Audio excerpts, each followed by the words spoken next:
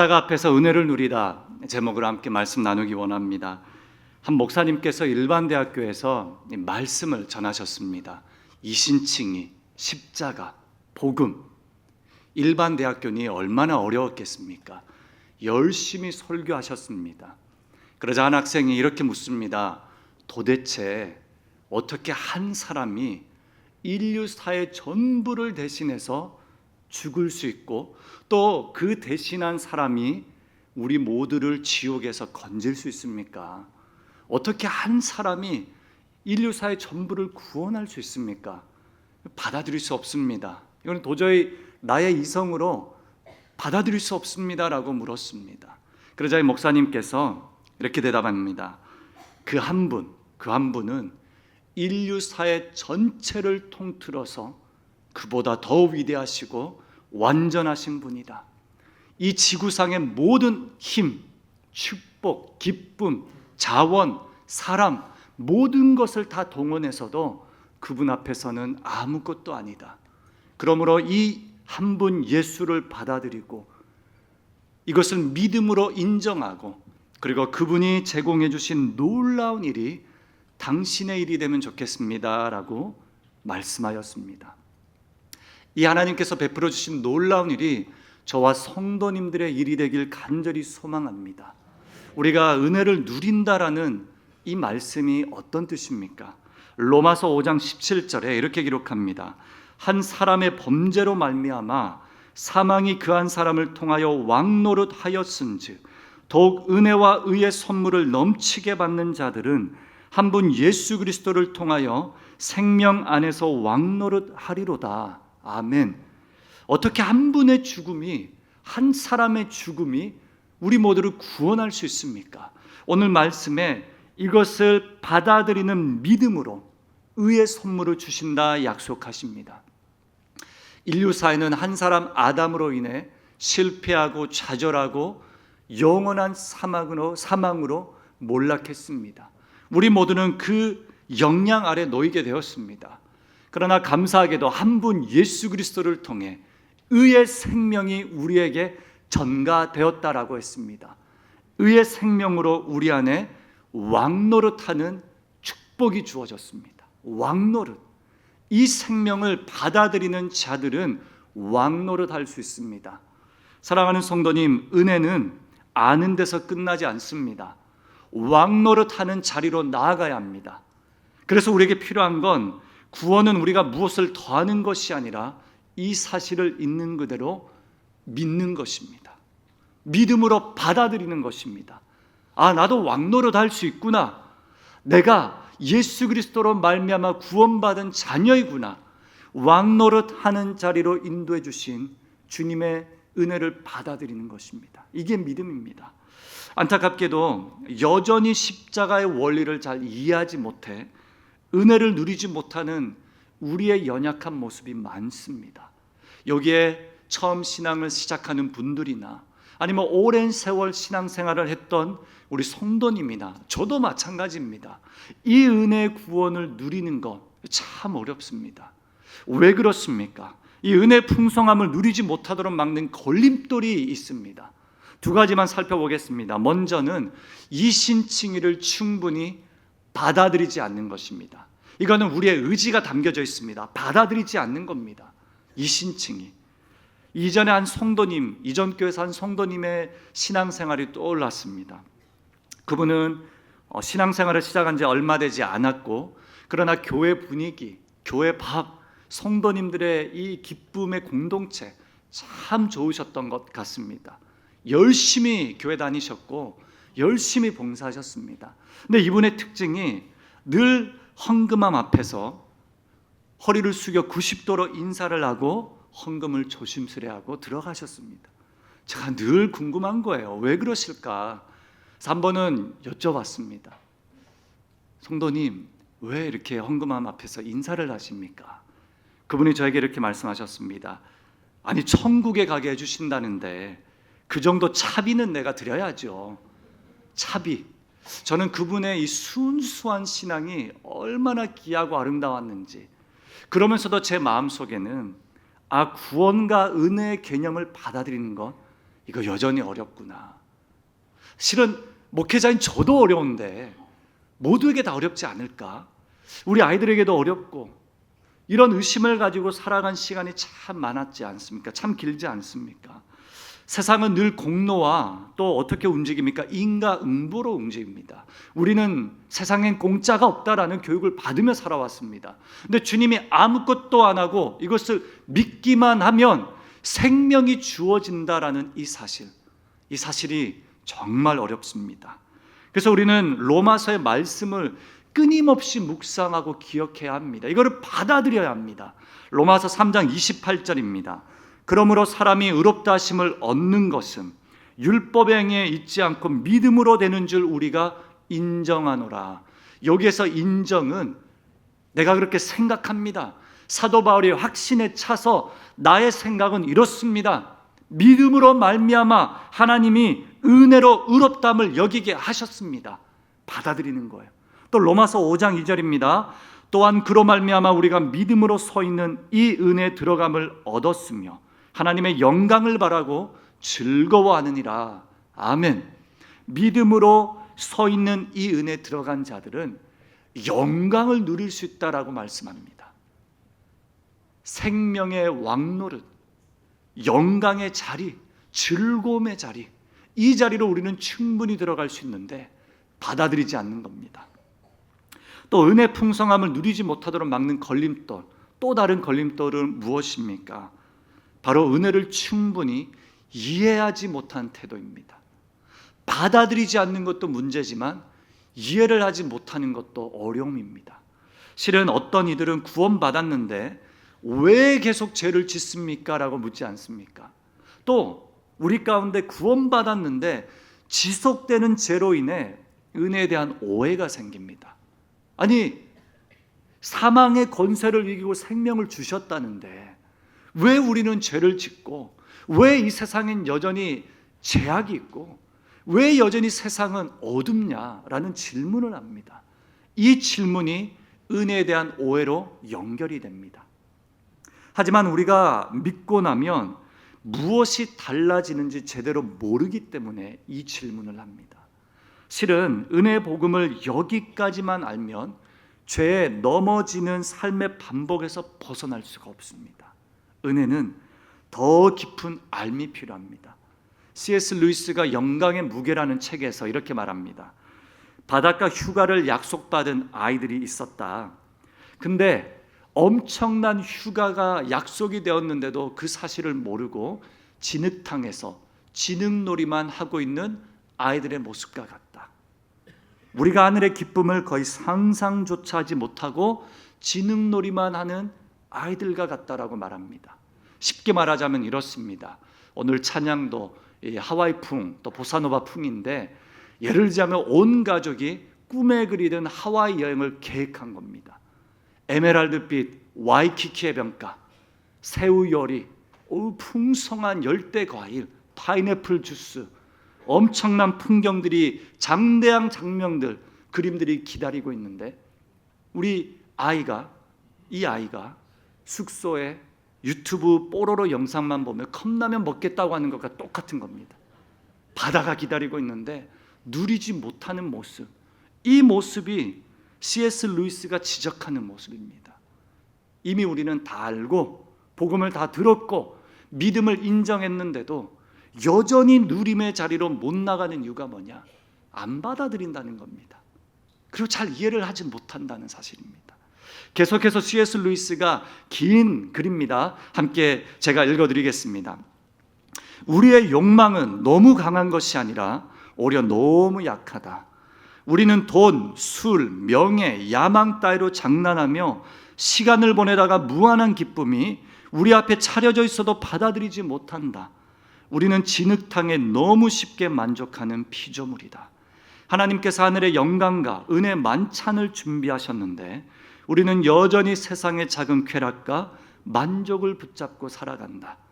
욕망이 너무 큰 것이 아니라 오히려 너무 작은 것이다. 우리의 시선과 욕망이 하나님의 영광으로 향하지 못하기 때문이다.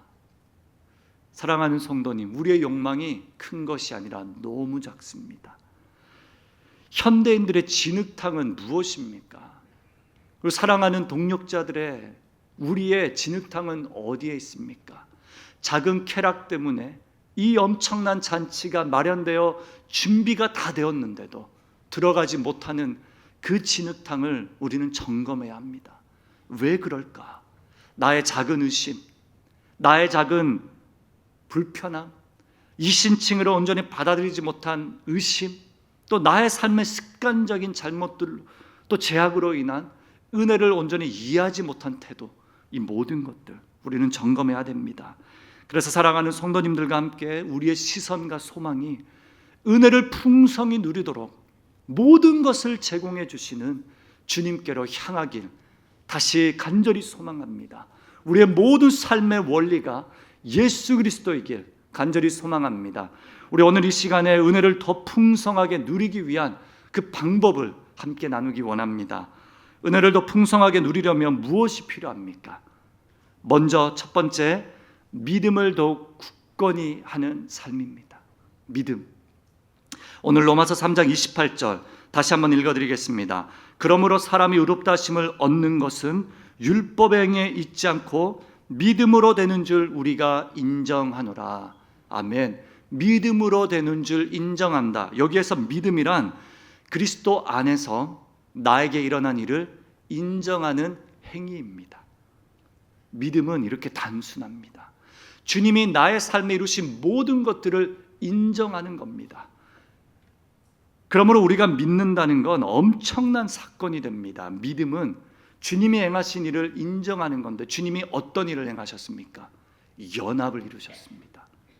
나의 옛 과거와 옛 생명은 다 가져가시고 새 생명으로 연합시켜 주셨습니다. 그래서 우리가 믿을 때, 우리가 믿는다는 건 주님의 죽음과 부활과 연결되는 겁니다. 우리가 믿을 때 성령님이 우리 안에서 새로운 삶을 이루시는 그 모든 주님의 사역과도 연결되는 겁니다. 인정하는 거죠. 믿음은 주님의 행하신 이 놀라운 일을 인정하는 겁니다. 사도 바울이 믿음으로 확신하노라. 내가 수많은 이론과 이성적인 생각을 해왔지만 이제는 내가 확신한다. 믿음이다. 믿음. 우리는 믿음을 굳건하게 해야 됩니다. 그래서 믿음은 결코 죄를 가볍게 여기지 않게 만듭니다. 믿음은 오히려 죄를 미워하고 거룩한 삶을 사모하게 합니다. 왜 그렇습니까? 믿음은 연합이기 때문입니다. 믿음은 내 안에 예수님이 사신다는 증거이기 때문입니다. 그래서 믿기 때문에 확신 안에 내 안에 이루신 주님의 일들을 더욱더 바라보고 발견하고 사모하게 되는 사실입니다.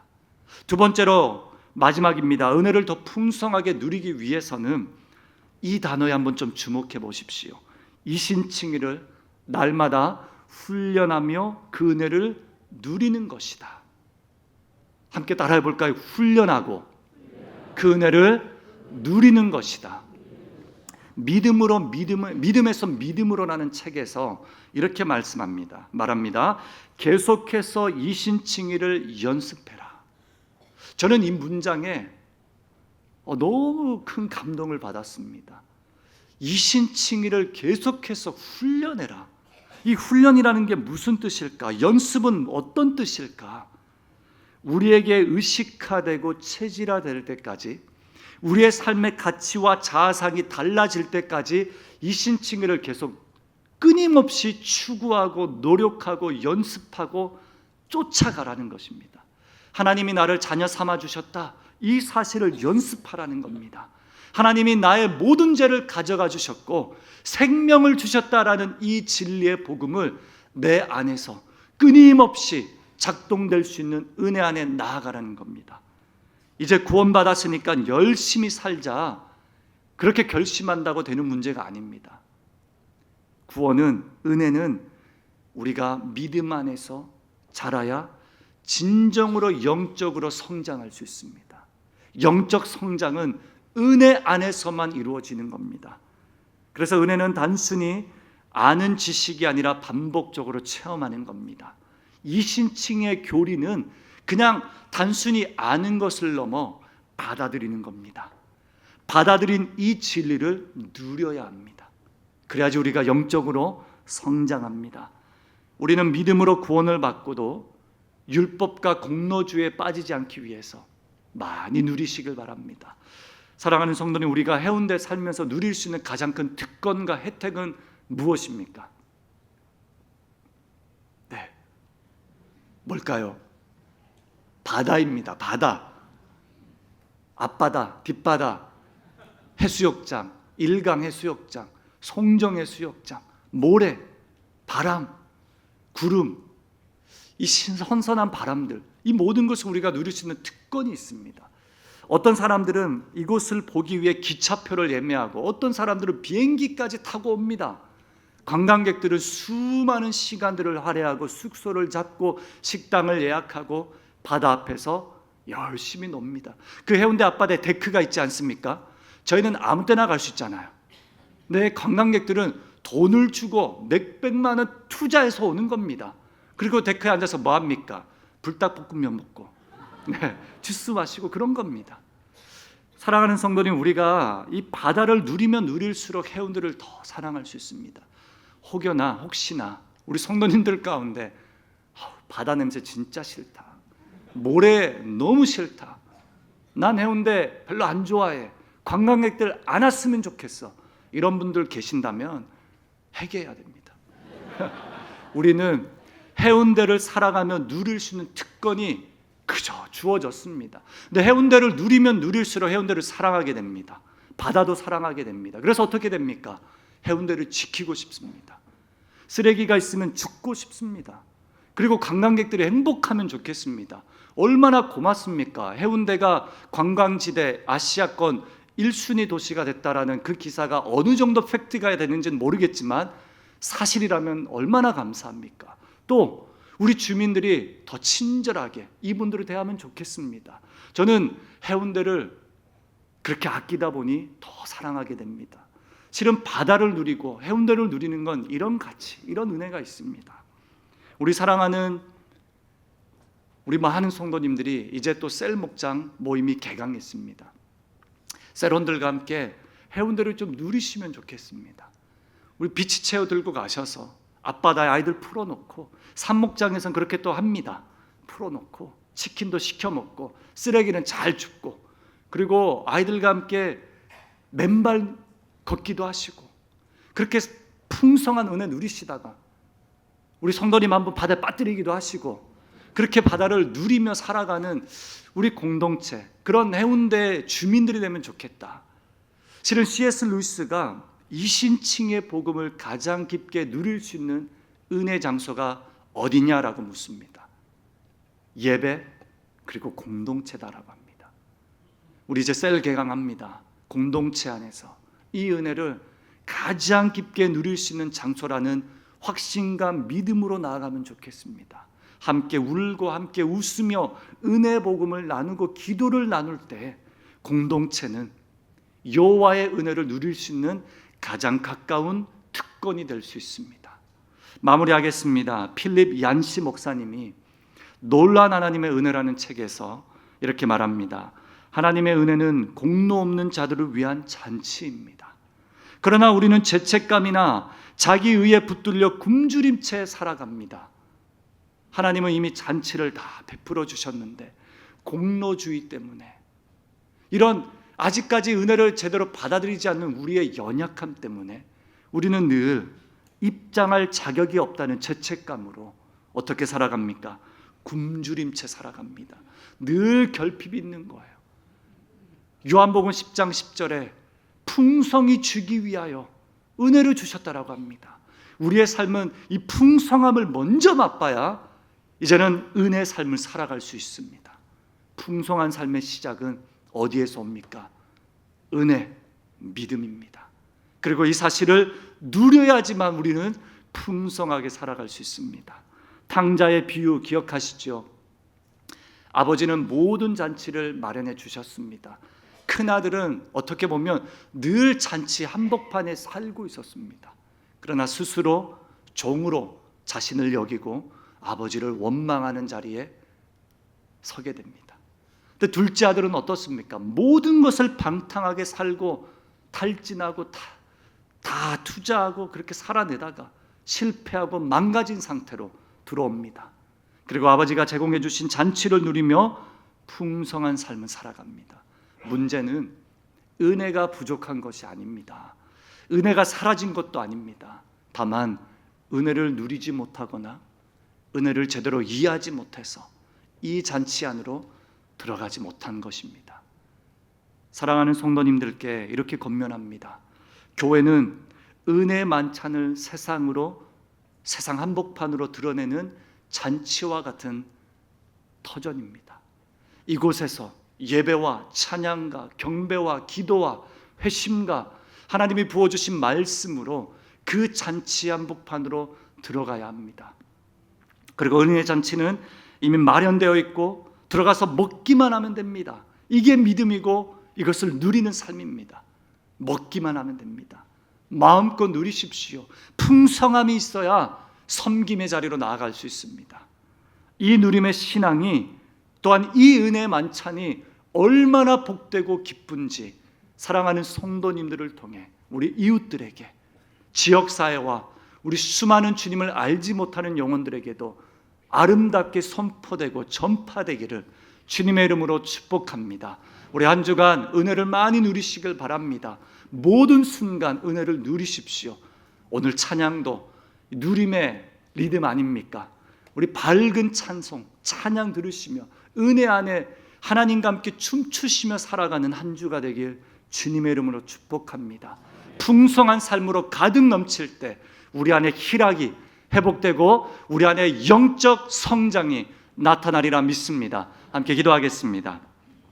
하나님, 이 신칭의를 충분히 받아들이고 싶습니다.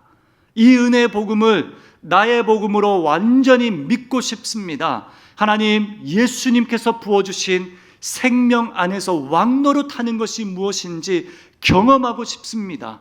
주의 풍성함을 누리는 한 주가 될 수 있도록 말씀을 기억하고 말씀 안에 누리며 예수님이 우리에게 행하신 모든 일들을 있는 그대로 인정하고 받아들이는 믿음을 굳건히 하는 우리 사랑하는 성도님들의 삶 되길 간절히 축복하여 주옵소서. 하나님, 우리가 가진 작은 예물이지만 주님의 영광을 위하여 드립니다.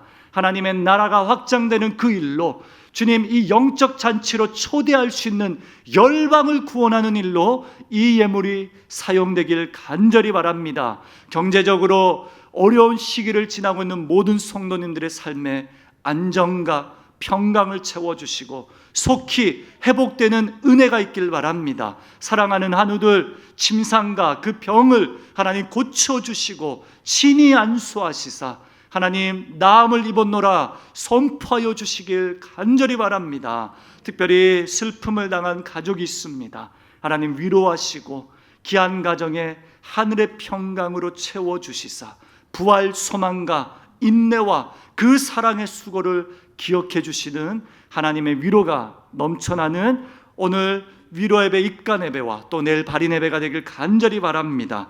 우리 사랑하는 성도님들의 일상이 이 믿음의 은혜를 누리는 삶이 되길 간절히 소망하며 주님, 풍성한 은혜가 있어야 더욱더 큰 섬김의 자리로 나아갈 수 있음을 믿습니다. 우리 예수 안에 이 은혜를 누리며 살아가게 하여 주옵소서. 감사합니다. 예수님의 이름으로 기도합니다. 아멘.